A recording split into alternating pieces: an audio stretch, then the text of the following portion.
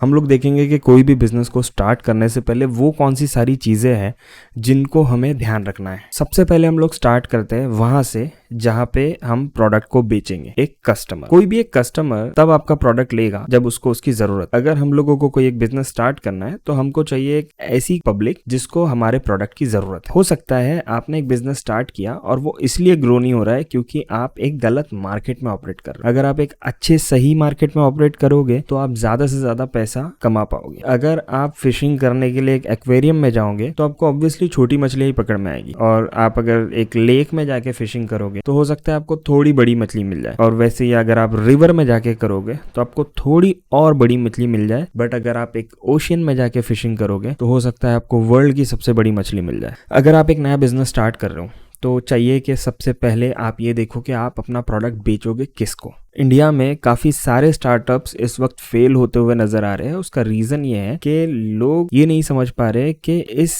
Country की 80% of the population हमारे online ads को देख ही नहीं रही होती। यहाँ आता है कस्टमर जिसको आपके प्रोडक्ट की जरूरत है, मतलब कुछ भूखे लोग।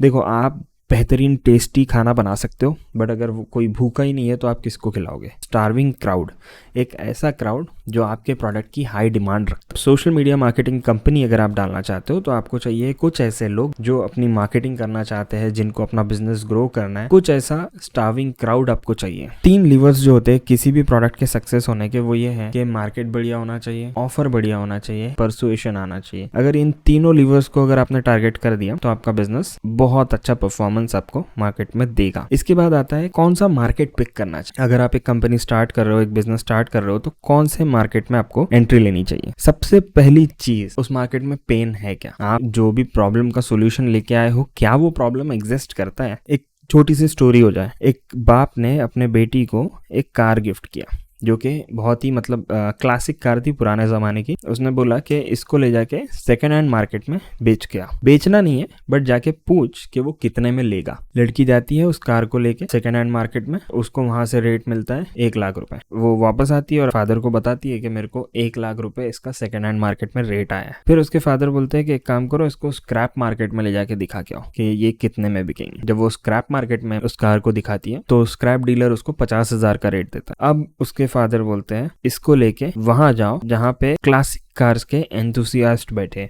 लड़की वैसे ही करती है, ऐसी जगह पे जाती है जहाँ पे कुछ विंटेज कार्स के शौकीन लोग होते हैं। अब जब वो वहां पे ले जाके उस कार को बेचने जाती है, उसको रेट मिलता है 15 लाख 20 लाख। वो वापस आती है, बहुत ही खुशी के साथ अपने फादर को बताती है मेरे को यहाँ पे 15 से 20 लाख का इस कार के लिए रेट आ रहा है। उसके फादर उसको बोलते हैं कि देखो, मैं यही समझाना चाह रहा था कि तुम्हारी वर्थ जो है वो इसीलिए कम नहीं है क्योंकि तुम में कोई कमी है, शायद हो सकता है तुम गलत मार्केट में हो। तो वैसे ही किसी भी मार्केट को पिक करते टाइम पे ध्यान रखना चाहिए कि क्या वहां पे एक्चुअली में पेन है। वो कार लेके वो स्क्रैप मार्केट में गई, वहां पे उसकी डिमांड ही नहीं थी। वो उस कार को लेके एक सेकेंड हैंड मार्केट में गई, वहां भी उसकी डिमांड नहीं थी। बट जैसे ही वो उस कार को लेके विंटेज कार के एंथुसियास्ट के पास गई, वहां पे उसको उसके लिए मार्केट मिला जहां पे उसकी वैल्यू भी सही लगाई गई। पहली चीज है मार्केट में पेन है या नहीं है। अगर नहीं है, आप गलत मार्केट में ऑपरेट कर रहे हो। दूसरी चीज होती है परचेसिंग पावर। आपने बिजनेस तो स्टार्ट कर दिया, आपका प्रोडक्ट भी बहुत बढ़िया है, बट आप जब भी लोगों के पास जा रहे हो उस प्रोडक्ट को लेके तो आपको लोग बोलेंगे कि यार बहुत ज्यादा महंगा है। मैं अपनी स्टोरी बताता हूँ। जब मैंने social media marketing company start किया वो 2012-13 में, मैं जस्ट मतलब मार्केटिंग कंपनी नहीं थी उस टाइम पे, मार्केटिंग इंडिविजुअल था, मैं ही खुद कर रहा होता था। उस टाइम पे जब मैं लोगों के पास जाता था और उनको बताता था कि सोशल मीडिया मार्केटिंग 30,000 रुपए महीना लगेगा, 50,000 रुपए महीना लगेगा, उनको वो काफी ज्यादा महंगा लगता था। और जब मैं आज बोलता हूँ कि 2 लाख रुपए महीना लगेगा, अब वो महंगा नहीं लगता क्योंकि मैंने मार्केट ही चेंज कर दिया। अब मैं उस मार्केट में बिजनेस करता हूँ जहाँ पे मेरे प्रोडक्ट की डिमांड, जहाँ पे मेरे प्रोडक्ट का पेन है, लोगों को उस प्रोडक्ट की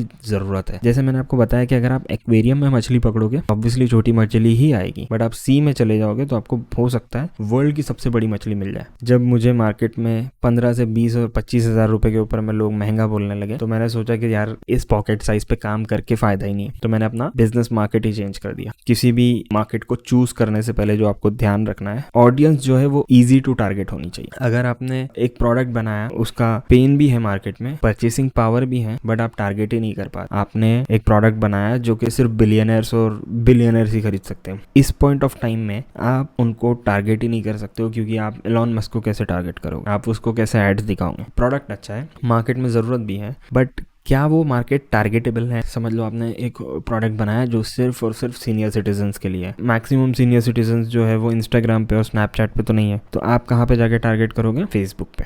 या that's what the point is कि आपकी ऑडियंस इजी टू टारगेट होनी चाहिए। फोर्थ चीज जो इसमें इंपॉर्टेंट है किसी भी मार्केट को चूज करने से पहले, वो है कि वो मार्केट ग्रोइंग होना चाहिए। अब वो कौन से 3 मार्केट्स हैं जिसके अंदर में बिजनेस किया जा सकता है? देखो, प्राइमरीली 3 ही मार्केट थे जहाँ पे बिजनेस हो सकता है। या तो हेल्थ में होगा, या तो वेल्थ में होगा, या रिलेशनशिप में होगा। हेल्थ में वो सारे बिजनेसेस आ गए जो फिटनेस से रिलेटेड है, जिम से रिलेटेड है, डाइट से रिलेटेड है। इनफैक्ट वो भी आ जाते हैं जो ब्यूटी और इस सब चीजों से रिलेटेड है। मतलब हेल्थ में हेल्थ के बेनिफिट्स वाले ही प्रोडक्ट नहीं होते हैं, बैड इफेक्ट वाले भी प्रोडक्ट्स हो सकते हैं। फिर आता है वेल्थ। वेल्थ में वो सारे प्रोडक्ट्स आते हैं जो वेल्थ से रिलेटेड हो। आपने किसी को बिजनेस कैसे करना है सिखा दिया, आपने किसी को पैसे कैसे कमाना है सिखा दिया। So all this types of businesses जो आते हैं वेल्थ वाली कैटेगरी में। फिर आता है रिलेशनशिप वाली कैटेगरी में हर वो बिजनेस आता है, फॉर एग्जाम्पल फोटोग्राफी। किसी की शादी हो रही है, वो फोटोग्राफी करवाना चाहता है, तो ये हेल्थ का भी कॉन्सेप्ट नहीं है, ये वेल्थ का भी कॉन्सेप्ट नहीं है, ये रिलेशनशिप का कॉन्सेप्ट। डेटिंग एडवाइस देने वाले चीजें होती है, ये सारी जो है ये रिलेशनशिप में आता है। अब मैं आपको एक सीक्रेट बताने वाला हूँ कि अगर आप कोई भी प्रोडक्ट बना रहे हो तो कोशिश करो कि उस प्रोडक्ट को आप स्पेसिफिकली कुछ ग्रुप ऑफ पीपल के लिए बनाओ। आपने एक कोर्स बनाया, for example time management course. Time management course है, इसको अगर आप ले जाके जनरली मार्केट में बेचोगे और सबके लिए बेचोगे तो आपको ऐड चलानी पड़ेगी, टाइम मैनेजमेंट कोर्स $10 और $5, इससे ज़्यादा क्या ही चार्ज कर लोगे। बट अगर आपने एक कोर्स बनाया time management course for sales professionals, अब उस प्रोडक्ट की कीमत हो जाएंगी $50, क्योंकि वो डेडिकेटेडली सेल्स प्रोफेशनल्स के लिए है। और यहाँ पे एक और चीज़ मैं आपको बताऊंगा, जब आप प्रोडक्ट बना रहे हो सेल्स प्रोफेशनल्स के लिए तो उनको वो अंडरस्टूड लगना चाहिए। अगर आपने प्रोडक्ट बना दिया और उनको वो लग ही नहीं रहा है कि वो उनके प्रॉब्लम से रिलेट करता है, तो वो $50 में क्या वो फुकट में भी नहीं लेगी। आपको चाहिए है कि आपका प्रोडक्ट बिल्कुल ऐसा हो जो सेल्स प्रोफेशनल्स को इंटरेस्ट आए, तो $50 का हो गया। अब उसको और थोड़ा सा पिन पॉइंट करके एक स्पेसिफिक ग्रुप को टारगेट करने की कोशिश करते हैं। Time management course for freelance real estate broker. अब उसकी डिमांड चेंज हो जाएंगी। वो $50 का कोर्स आप $100 to $500 के कोई भी रेशियो में बेच सकते हो, क्योंकि अब आप डेडिकेटेडली एक ग्रुप ऑफ पीपल को टारगेट कर रहे हो। इसीलिए किसी ने बोला है कि riches are in the niches. अगर आप एक निश को टारगेट करते हो तो ज्यादा पॉसिबिलिटी है कि आप बड़ा पैसा बनाओगे। फिर आ जाता है कि अगर आपने निशेस में गया, अभी जैसे मैंने बोला कि रियल एस्टेट ब्रोकर्स के लिए आपने टाइम मैनेजमेंट कोर्स बना दिया, क्या टाइम मैनेजमेंट कोर्स उनकी रिक्वायरमेंट है? नहीं। तो फिर क्या रिक्वायरमेंट होगी? हो सकता है उनको परसुएशन आना चाहिए, हो सकता है वो चाहते हैं सीखना कि परसुएट कैसे करें, हम इन्फ्लुएंस कैसे करें। किसी भी प्रोडक्ट को सेल करने के पहले आपको परसुएशन आना चाहिए। तो हो सकता है अगर आप एक कोर्स बनाओ sales technique for real estate brokers. अब क्या होगा, ये कोर्स बहुत अच्छे से बिकेगा क्योंकि एक यूनिक प्रॉब्लम आप सॉल्व करने की कोशिश। बायर को लगना चाहिए कि यस ये प्रोडक्ट मेरे लिए ही है। ये कुछ चीज़ें थी जो ब्रीफ मैंने इंट्रोडक्शन देने की कोशिश किया कि हम कोई भी बिज़नेस को स्टार्ट करते टाइम पे कैसे स्टार्ट करेंगे। आने वाले वीडियोस में हम लोग ये देखेंगे कि सोशल मीडिया मार्केटिंग कंपनी अगर हमको स्टार्ट करना है तो उसके लिए क्या क्या स्टेप्स लेना है, कैसे कैसे हम एक पूरी मार्केटिंग कंपनी स्टार्ट कर सकते हैं, और क्लाइंट्स कहाँ से लाएंगे, पैसा कैसे कमाएंगे, ऑपरेशंस कैसे मैनेज होगा, designers, content creators, social media marketers, सबको हम एक साथ कैसे काम करने लगाएंगे, ये पूरा हम इस आने वाले वीडियोस में सीखेंगे। So stay tuned, see you in the next video. या